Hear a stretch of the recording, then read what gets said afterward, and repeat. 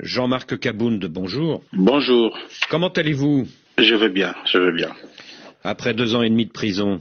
Oui, bien sûr, je me porte bien. Vous savez, on a enduré cette situation, mais pour l'instant, je peux vous dire que je me porte bien. Est-ce que la prison vous a changé? Vous savez, pour le cas qui est le nôtre, nous avons été arrêtés injustement. Et je dirais que ce que nous avons subi allait au-delà d'une injustice. C'était carrément de la persécution. Bon, face à toute situation, il y a toujours une leçon qu'on retient. Cette prison m'a appris 2 choses. Premièrement, le pardon. J'ai appris là-bas qu'il faut pardonner. Et la deuxième chose, c'est la patience. Il faut patienter en tout temps. Parce que lorsqu'on vous condamne à 7 ans injustement, et celui qui vous fait condamner, c'est le président de la République lui-même qui exige à ce qu'on vous condamne. Donc, vous vous dites que les carottes sont cuites et que vous n'avez qu'à patienter jusqu'au jour où vous serez libre. Donc le fougueux Jean-Marc Kabound des années 2020 a changé. Nous sommes en train de grandir. Hein. Je ne suis plus le Jean-Marc de 2020. Il s'est passé 5 ans déjà. Je crois que nous sommes en train de nous battre pour atteindre cette maturité qu'il nous faut pour apporter les changements que notre peuple attend dans ce pays. Et donc, je suis en train de faire beaucoup d'efforts en fait d'atteindre cette maturité qui pourra m'aider à gouverner, à gérer bien ce pays demain. Le 1er septembre dernier, une révolte dans la prison Makala de Kinshasa a provoqué officiellement la mort de 129 détenus. Vous étiez vous-même détenu ce jour-là dans cette prison. Qu'est-ce qui s'est passé réellement? En réalité, il n'y a pas eu 127 morts. Ce bilan est totalement faux. La vérité, qu'il y a eu près de 2000 morts. D'ailleurs, les bilans de l'administration carcérale qui est resté caché faisait état de 1500 morts. Mais pour nous, les prisonniers, parce que ce sont les prisonniers qui ramassaient les corps, qui les entassaient, qui les chargeaient dans des camions pour les évacuer, donc le bilan était de 2000 morts.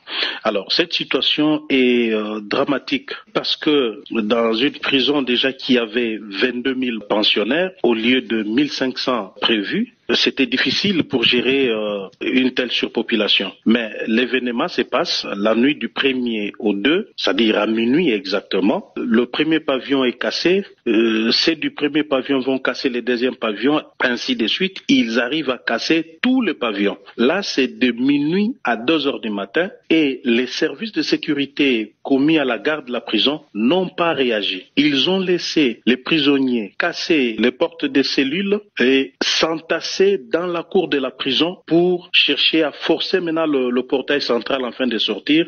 C'est là que les services de sécurité vont intervenir, mais cette fois-là, sans sommation, ils ont tiré dans la foule, faisant des milliers de morts. Donc ici, je dénonce et je condamne l'attentisme de nos services de sécurité.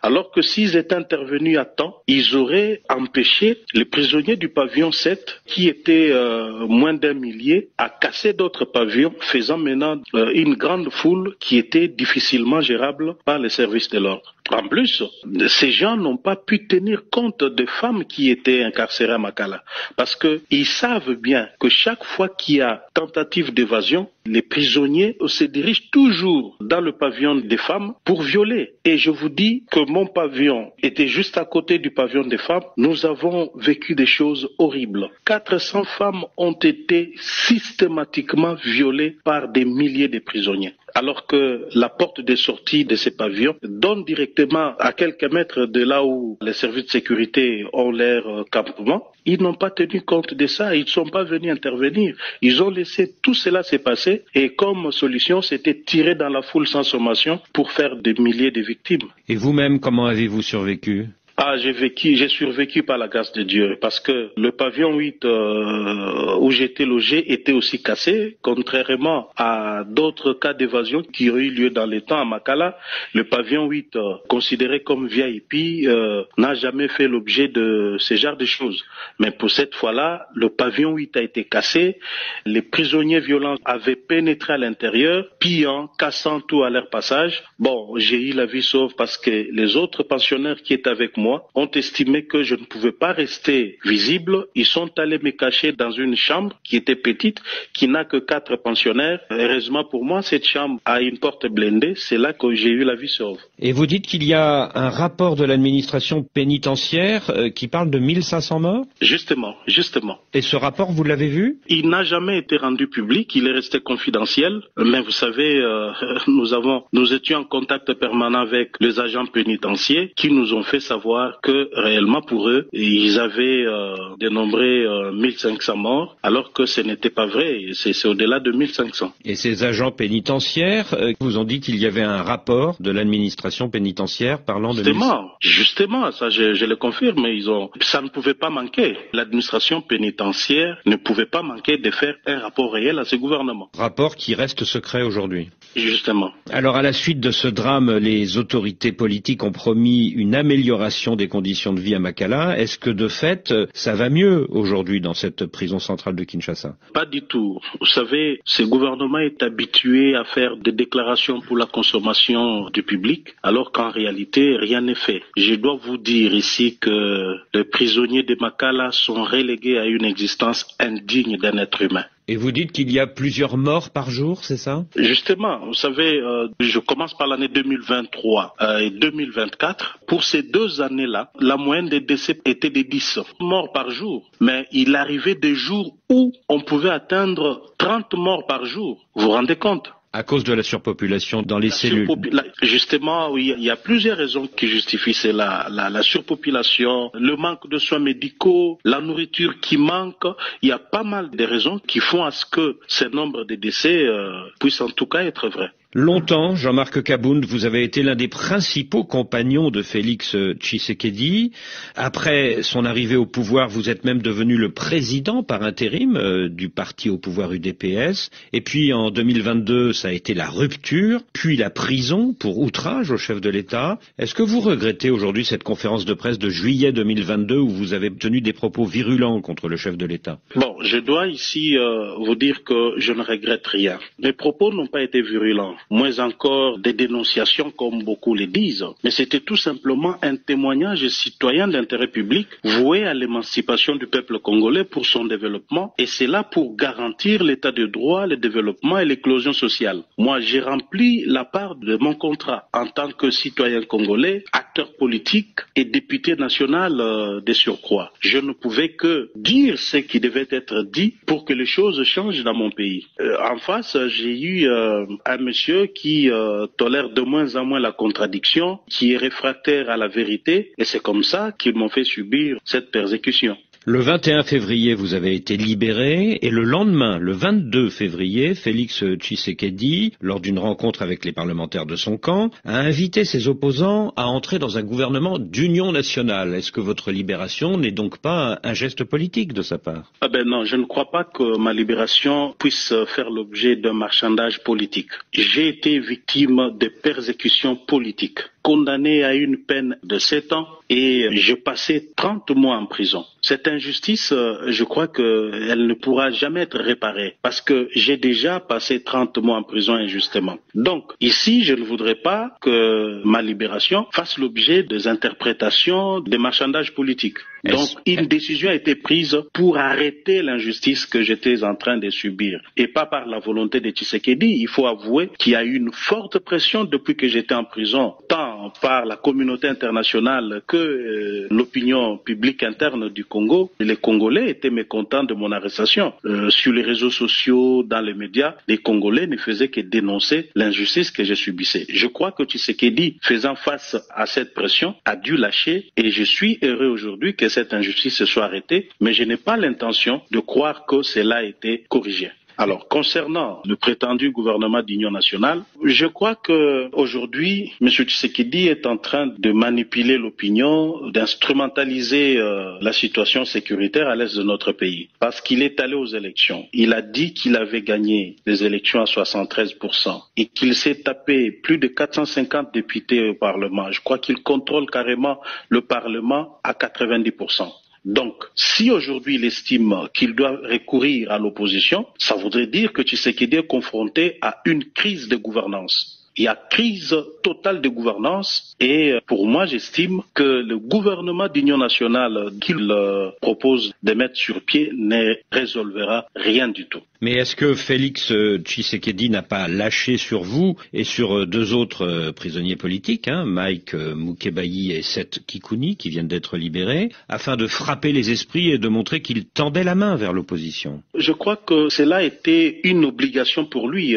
Ça ne peut pas être considéré comme un cadeau que Félix Tshisekedi donne à l'opposition, parce que moi, comme les autres prisonniers, Mike Mukebayi et Seth Kikuni, étions incarcérés injustement. C'est-à-dire notre place n'était pas en prison. Et d'ailleurs, je crois que notre libération, jusqu'à preuve du contraire, reste insuffisante. Parce qu'il y a encore des prisonniers politiques qui continuent de croupir en prison. Ici, je fais allusion à Jacques Ndala, qui continue de croupir injustement en prison. Il y a un autre aspect que beaucoup de gens ne font pas attention. C'est une catégorie de prisonniers dont le média et même les acteurs politiques ne font pas cas. Ce sont les généraux. Je vous dis ici que plusieurs généraux katangais sont arrêtés injustement, ils sont détenus dans des cachots en prison sans jugement, ça fait des années. Ici, je vais parler du général Philémon Yave. Je veux parler du général Djadidja. Ils sont nombreux et je ne comprends pas qu'un pouvoir se résume à arrêter toute personne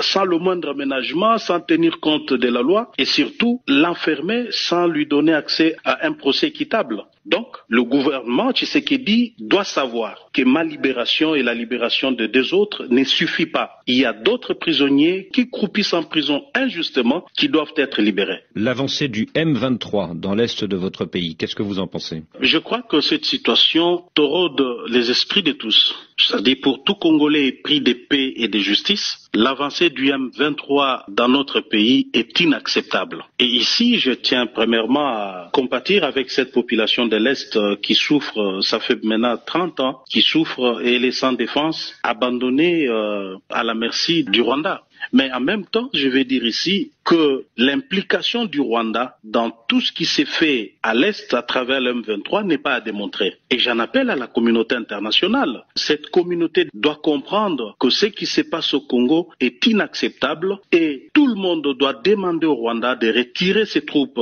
en République démocratique du Congo pour que le Congo retrouve la paix. Donc nous n'avons pas besoin de cette guerre. C'est vrai, Tshisekedi ne gère pas le pays comme il se doit. Il a choisi la voie de la violence, la voie de la persécution contre tous ceux qui ne sont pas d'accord avec lui. Il a choisi la voie de la mauvaise gouvernance, la corruption, les détournements des deniers publics. Tout ça, nous connaissons. Mais nous ne pouvons pas ajouter à tout cela l'insécurité et la mort par les armes. Donc nous disons ici que le Rwanda doit retirer ses troupes de la RDC. Parce que le Rwanda viole le droit international, il viole la charte des Nations Unies qui dispose que l'agression est un acte proscrit par tous ces instruments juridiques internationaux. Est-ce que vous êtes pour ou contre un dialogue avec le M23?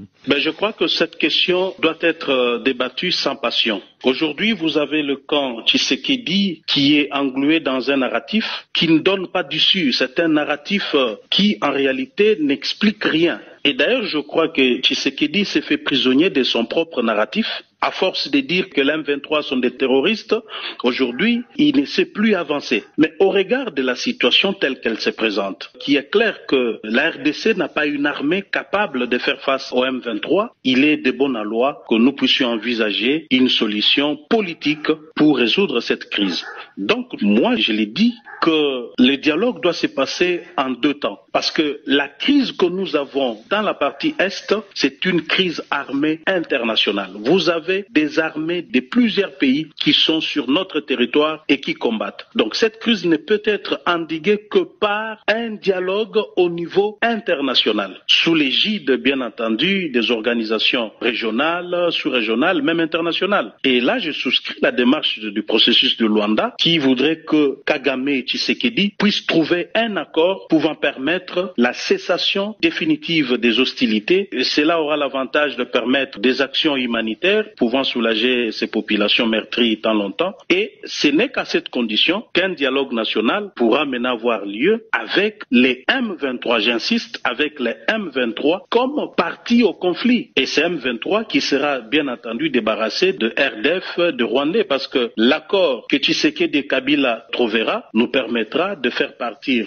tous les militaires rwandais qui sont au M23. Et que ferons-nous des Congolais qui vont rester Nanga, Wilingoma et les autres? Donc, dire qu'on ne va pas négocier avec le M23, c'est une absurdité. Nous devons réfléchir. Le dialogue avec le M23, tout comme avec l'ensemble de la classe politique et de la société civile, demeure, c'est un impératif catégorique pour trouver la solution durable au problème de l'Est. Depuis votre libération, Jean-Marc Kabound, vous avez reçu plusieurs visites à votre domicile, notamment celle de l'opposant Martin Fayoulou. Est-ce que vous songez à une coalition avec lui dans l'opposition? Pour l'instant, je crois qu'il n'est pas question d'une quelconque coalition. Le pays est agressé. Nous voulons d'abord nous mettre ensemble, réfléchir pour faire une proposition à la crise. Nous voulons, nous, en tant qu'opposition, donner notre contribution à la résolution de cette crise. Se mettre ensemble pour produire un programme commun, une candidature commune, ça viendra après. Nous ne pouvons pas parler de ces choses-là tant que notre peuple est en train de mourir. Pour l'instant, la priorité, c'est la paix à l'est du pays. Mais vous réfléchissez, avec Martin Fayoulou et d'autres opposants, à une initiative commune, c'est ça? Bien entendu. D'ailleurs, nous devons déjà réfléchir sur ça parce que le régime Tshisekedi, qui est un régime finissant, doit laisser la place de 2028 et l'opposition ne va pas refaire la même erreur qu'en 2018 où elle est allée diviser et une partie a pris le pouvoir visiblement sans programme réel, sans vision pour diriger le pays. Mais cette fois-ci, le Congo a tant souffert. Le Congo a besoin des dirigeants honnêtes, des gens qui vont accéder au pouvoir pour travailler afin de pouvoir donner le changement attendu par notre peuple. Et vous êtes en contact également avec l'ancien président Kabila? Je crois que c'est un acteur politique important de notre pays. Je ne vois pas pourquoi je ne peux pas être en contact avec lui. Mais d'ailleurs, moi, je veux même plus loin. Si demain, j'avais l'occasion d'avoir le contact de Nanga, je l'appellerai et je lui parlerai. Je lui dirai ce que je pense de ce qu'il est en train de faire. Donc, je suis là pour parler à tout le monde. Et que diriez-vous justement à Corneille Nangaa, le patron du M23? Je lui dirais tout simplement que ce qu'il est en train de faire, on l'a déjà vécu dans ce pays. Avec Mouzé Kabila, on connaît les conséquences. Il doit arrêter de verser le sang des Congolais et revenir vite. Il doit arrêter à travers un cessez-le-feu. Je ne sais pas ce qu'il est en train de faire là, les cessez-le-feu unilatéraux et qui finalement 2 jours après c'est lui-même qui le viole. Mais il doit décréter un cessez-le-feu et le gouvernement, je crois que dans sa position actuelle, ne pourra pas s'y opposer pour accepter d'intégrer le processus du dialogue en fin d'une résolution pacifique de ces conflits. Alors vous dites que Félix Tshisekedi doit laisser la place en 2028. Qu'est-ce que vous pensez du projet de nouvelle constitution? Non, ça c'est une vaste blague. C'était une vaste blague et j'ai dit que Tshisekedi m'a déçu. C'est vrai qu'il m'avait déjà déçu. Je l'avais exprimé lors de mon point de presse du 18 juillet 2022, mais je ne pouvais pas m'attendre à cela. Changer la constitution pour briguer un 3e mandat, c'est une insulte à notre combat. C'est fouler aux pieds le combat de Tshisekedi. C'est cracher sur la mémoire de tous nos martyrs, tous ceux qui sont morts pour la démocratie, l'état de droit et l'alternance pacifique. Je crois que Tshisekedi avait perdu la tête. Je crois que cela n'est ni moins ni plus un coup d'État constitutionnel. Donc Tshisekedi a commis l'erreur. Je crois que cela restera comme une tache noire que personne n'oubliera à son passage à la tête de ce pays. Si demain, Jean-Marc Kabound, le pouvoir libère les généraux actuellement en prison et renonce à son projet de changement de constitution, est-ce que vous pourriez accepter d'entrer dans un gouvernement d'union nationale avec Alliance pour le changement? Donc j'ai dit déjà d'entrée de jeu que je ne suis ni demandeur ni preneur de ces gouvernements. Le problème n'est pas seulement celui des arrestations. J'aimerais bien que ces généraux katangais recouvrent leur liberté et tant d'autres prisonniers politiques que je venais de citer ici, mais ça c'est une manche du problème. problème. Un autre problème restera celui de la vision. Parce que si aujourd'hui il est question que nous puissions être ensemble, cela ne doit pas être du fait de la volonté d'un individu qui veut sauver sa peau, qui veut sauver son pouvoir. Et en fin de compte, nous tous ici, nous allons accompagner quelqu'un, un individu qui est Tshisekedi. Non, cela ne pourra pas se passer ainsi. Donc la gouvernance doit être basée sur un programme, sur une vision claire. Et je ne vois pas Tshisekedi aujourd'hui garantir cela, premièrement. Et deuxièmement, Tshisekedi n'est pas un homme de parole. Tshisekedi ne respecte pas ses engagements vis-à-vis des autres. C'est vrai qu'il peut, dans un forum, dire voilà, j'accepte, ça sera ainsi, et puis demain, tout porte à croire que Tshisekedi va se rebuffer et jeter tout dans la poubelle et se comporter comme il s'est toujours comporté. Donc pour moi, je n'ai pas de garantie que Tshisekedi pourrait changer pour être ensemble avec lui. Et je considère que cela est derrière moi. Est-ce que vous vous êtes parlé avec Félix Tshisekedi depuis le 21 février? Non, pas encore. Mais c'est prévu, hein? Non, moi je n'en ai pas l'intention, je ne trouve pas l'intérêt de lui parler, mais si lui le désire, je ne lui fermerai pas la porte, je lui dirai ce que je pense. Comme je vous ai dit ici que les jours que j'aurai l'occasion de parler en Nanga, je lui parlerai, je n'aurai peur de rien. Et même si Tshisekedi le désire aujourd'hui, et s'il veut me parler, je ne peux pas fermer la porte. La politique nous exige de toujours parler, échanger. Et est-ce que vous vous êtes parlé depuis le 21 février avec sa maman, Marthe Tshisekedi, avec qui vous êtes très liés depuis longtemps? Non. Depuis que j'étais arrêté jusqu'à ce jour, nous n'avons jamais parlé. Est-ce que vous serez candidat en 2028? Bien sûr. Je crois qu'après tout ce que nous avons vécu, après avoir accumulé tant d'expérience, d'opposants, d'hommes clés du pouvoir et aujourd'hui quitter le pouvoir pour ses convictions. Je crois que nous avons suffisamment acquis de l'expérience et de la notoriété qui pourra nous permettre de bien gouverner, de bien gérer ces pays au fait. Donc aujourd'hui, je crois que nous présenterons notre programme, nous présenterons notre vision du Congo et c'est avec ça que nous solliciterons le suffrage de notre peuple pour nous rassurer que nous pouvons faire quelque chose pour ces pays. Je ne me vois pas aujourd'hui donner le meilleur de moi-même, changer ces pays comme je l'entends, comme ministre. Non, je crois que maintenant, moi et mon parti et tous ceux qui voudront se mettre autour de moi, nous sommes en train de préparer un programme de gouvernement qui est basé sur la vision que nous avons pour gouverner autrement demain. Oui, mais vous n'êtes pas tout seul, Jean-Marc Kabound. Il y a Moïse Katumbi, il y a Martin Fayoulou, il y a Joseph Kabila qui vient de revenir sur la scène politique avec sa tribune dans la presse sud-africaine. Oui, l'opposition congolaise a été toujours plurielle. Mais moi, j'ai toujours insisté sur un fait qui est plus important, c'est la transparence et la régularité du processus électoral. Dès lors que nous avons un processus électoral équitable, transparent, nous n'avons pas de crainte que celui qui va l'emporter va normalement diriger le pays. Donc vous êtes confiant à condition que le scrutin soit transparent. Justement. Jean-Marc Kabound, merci.